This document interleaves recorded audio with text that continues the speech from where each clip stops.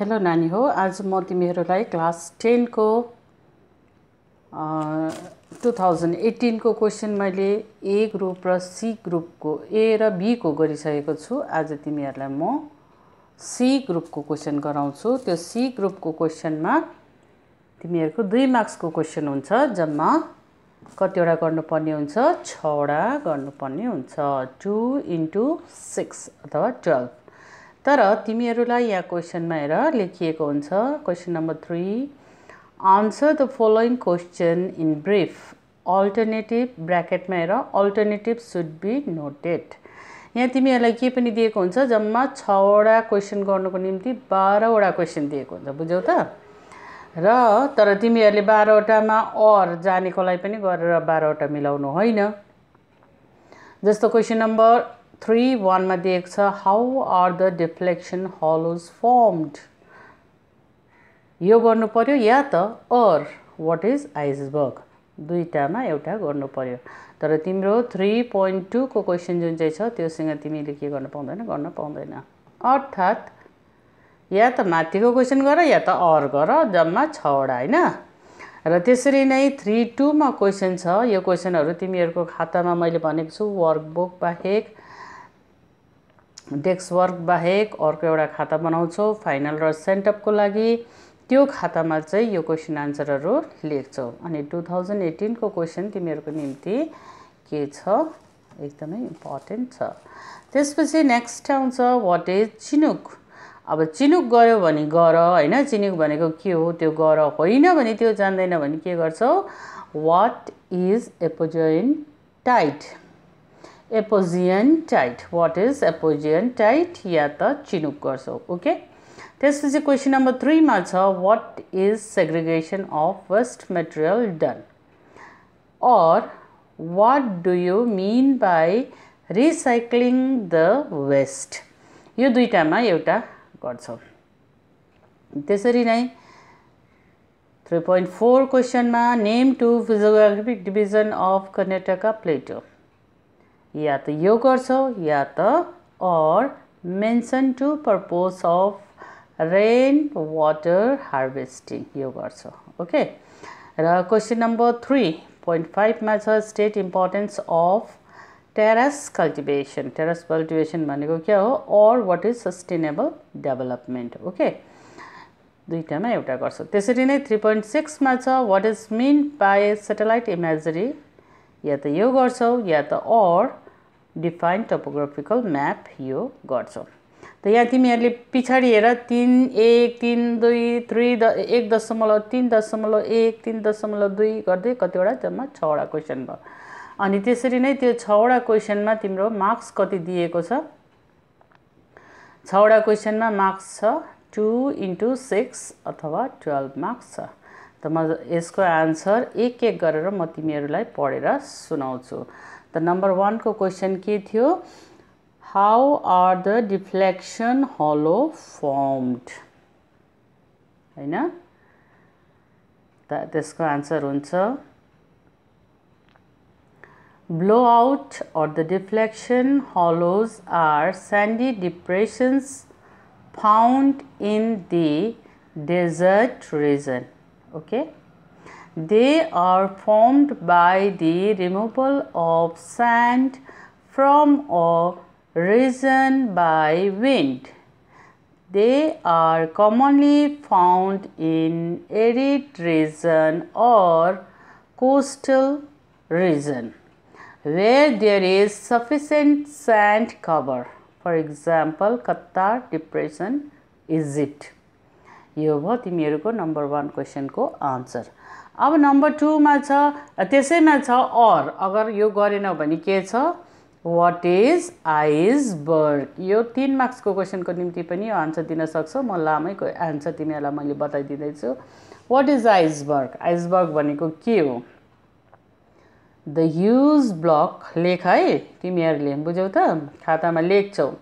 The huge blocks of ice that float on the oceans are called iceberg. In higher latitude, generally huge block of ice break away from the continental glaciers and float in the adjacent oceans. They move towards lower latitude with the help of ocean. यहाँ तिमीहरुको के पनि दिएको छ, यो नक्सा पनि दिएको छ. It's floating, हैन? Iceberg. Current, only 1/9th part of an iceberg floats above water. पानीको माथि चाहिँ कति हुन्छ? 1/9 भाग मात्रै हुन्छ. धेरै भाग कहाँ हुन्छ? पानीको भित्र हुन्छ. The rest remaining submerged अथवा पानीको भित्र हुन्छ. The famous ship Titanic was cracked in its first voyage due to its collision with a huge iceberg. त तिमीहरुले पिक्चर टाइटानिक हेरेको छौ होला. त्यसमा टाइटानिकलाई भत्काउनमा अथवा एक्सिडेन्ट हुनमा यो आइसबर्गको ठूलो भूमिका थियो. ओके, त्यसपछि नेक्स्ट क्वेशन आउँछ तिम्रो, व्हाट इज चिनुक? चिनुक भनेको के हो? The Chinook is a local wind blowing from the eastern slopes of the Rocky Mountains in the North America towards the Paris region at the foothill of the mountain. These are hot and dry winds that cause the snow of the Paris region to melt. The word Chinook means snow eater. Chinook भनेको चाहिँ के रहेछ? Snow hitter अथवा यो hot wind हो जसले चाहिँ स्नोलाई के गर्छ? मेल्ट गर्छ. As this wind melts all the snow, it has been so named. The snow melt water moistened the soil of the Paris region and helped in the growth of vast grassland. Paris भनेको के हो? तृणभूमि अथवा grassland हो. त यसलाई के गर्नमा, यो उम्रनमा यो चिनुकले के गर्दछ? हेल्प गर्दछ. अब नेक्स्ट क्वेशन छ तिम्रो, चिनुक पछि चिनुक गरेन भने what is apogean tide? Apogean tide, a monthly tide which occur when monsoon is at distance farthest from the earth, that is at apogee position, is called एपोजियन tide. Okay, त्यसपछि आउँछ, how is the segregation of waste material done, or what do you mean by recycling waste? यसको दुवैवटाको एउटैमा म answer तिमीहरुलाई दिन्छु.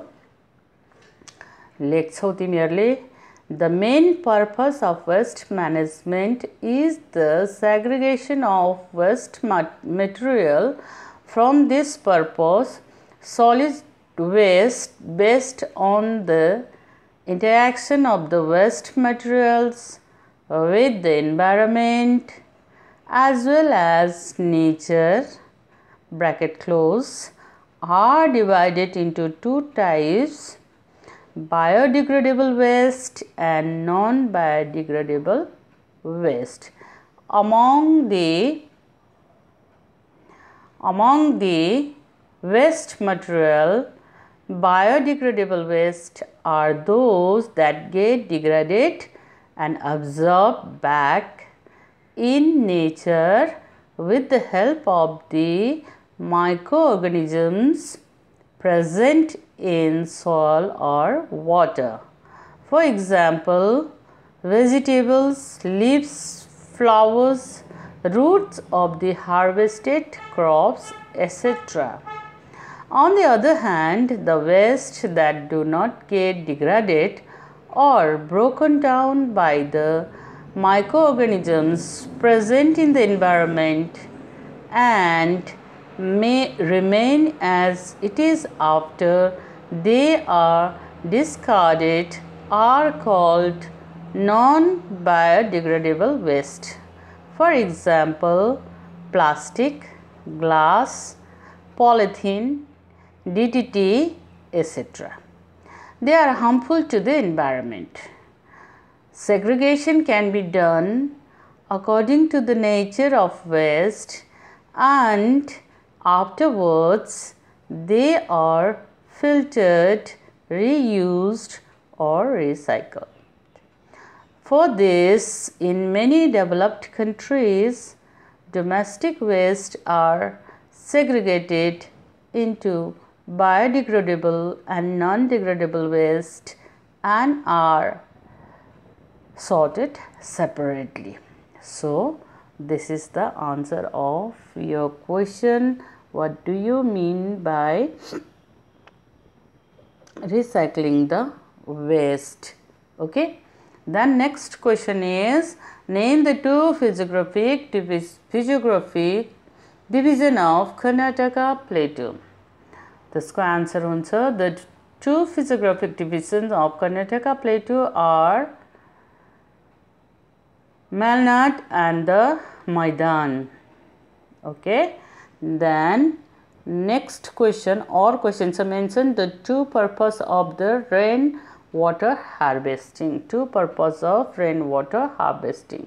माथिको गरेन भने यो तलको गर्छौ. The two purpose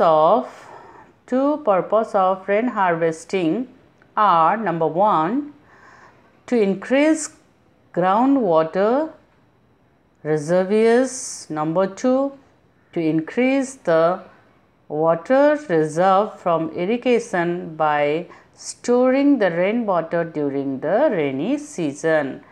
हामीलाई लाग्छ हामी जमिनमाथि मात्र ट्याङ्कीमा पानी जम्मा गरेर हामी जमिनलाई मलिलो पार्छौं भन्दा हुँदैन. हाम्रो जमिनको मुनि पनि के छ, वाटर टेबल छ, जुन चाहिँ हामीले अरु पाठमा पढ्यौं र त्यसलाई बढाउनको निम्ति हामीलाई ड्रिंकिङ वाटरको सुविधाको निम्ति, अरु वाटरको सुविधाको निम्ति हामीले के गर्नुपर्छ, त्यस्तै खालको ग्रासहरु रोप्नुपर्छ, त्यसै खालको रुखहरु रोप्नुपर्छ जसले चाहिँ पानीले वाटर टेबललाई के गरिराख्छ, सन्तुलित बनाइराख्छ. त okay. Then next question, state the importance of terrace cultivation. What is terrace cultivation? Answer, the steep slope of land in hilly region increases the speed of soil erosion.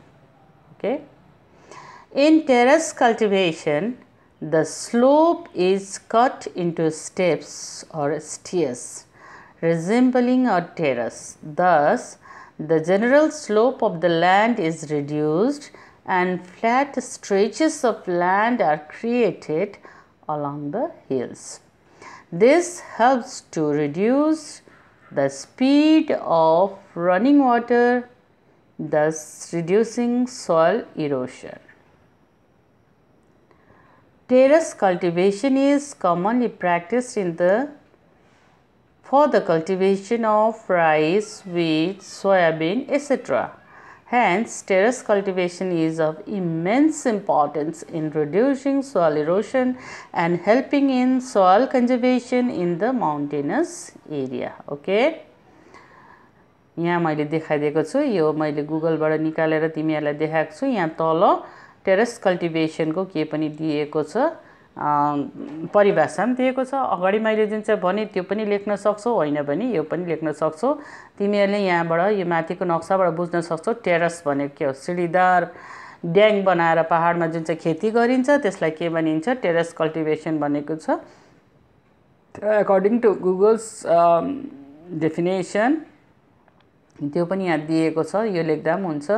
In agriculture, a terrace is a piece of slope plain that has been cut into a series of successively receding flat surface or platforms which resemble steps for the purpose of more effective farming. This type of landscaping is therefore called terrace cultivation. Okay, is that clear? त्यसपछि आउँछ तिम्रो next sustainable development.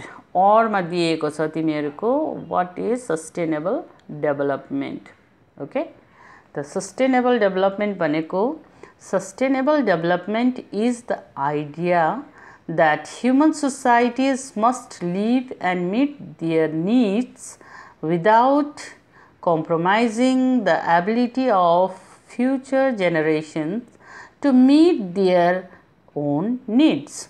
The official definition of sustainable development was developed in the first time in the Bundelkhand report in 1987। यो लास्टको line नलेख्दा पनि हुन्छ, 1 मार्क्सको 2 मार्क्सको प्रश्न हो, त्यसकारण यदि कम्ती नै लेख्दाखेरि पनि भइहाल्छ। त्यसपछि लास्ट क्वेसन छ what is meant by satellite imagery, or त्यो गरेनौ भने डिफाइन टोपोग्राफिकल मैप। ओके, त म टोपोग्राफिकल मैप को यहाँ बताएँ तिमीहरूलाई। What is meant by satellite imagery and topographical map. The map भनेपछि the map that represent physical and cultural features of region together on the same map drawn to a scale with the help of conventional symbols are called topographical maps.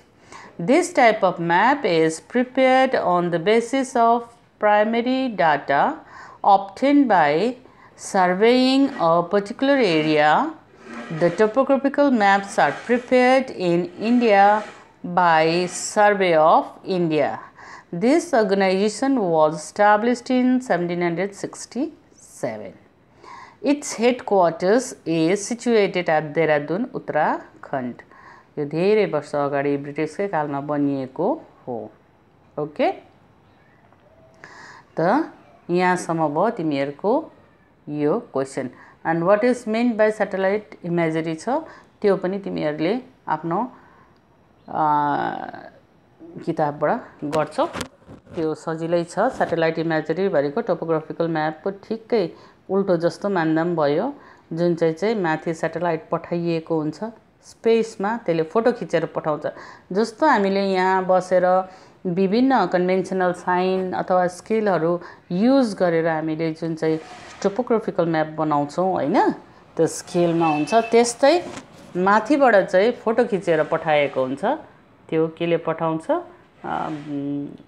सैटेलाइटको क्यामेराले खिचेर पठाएको हुन्छ। कुरो चाहिँ अब त्यो पनि त्यो चाहिँ फोटो हो, यो चाहिँ के हो, म्याप हो। र यसको डिफरेन्स पनि हामीले धेरैपल्ट पढिसकेका छौँ। र आजलाई म यति 6 वटा अथवा 6 वटाको बदली मैले 12 वटा क्वेसनको आन्सर तिमीहरूलाई दिए, यति आज गर्छौँ। फेरि नेक्स्ट क्लासमा हामी ग्रुप डी बाट अरु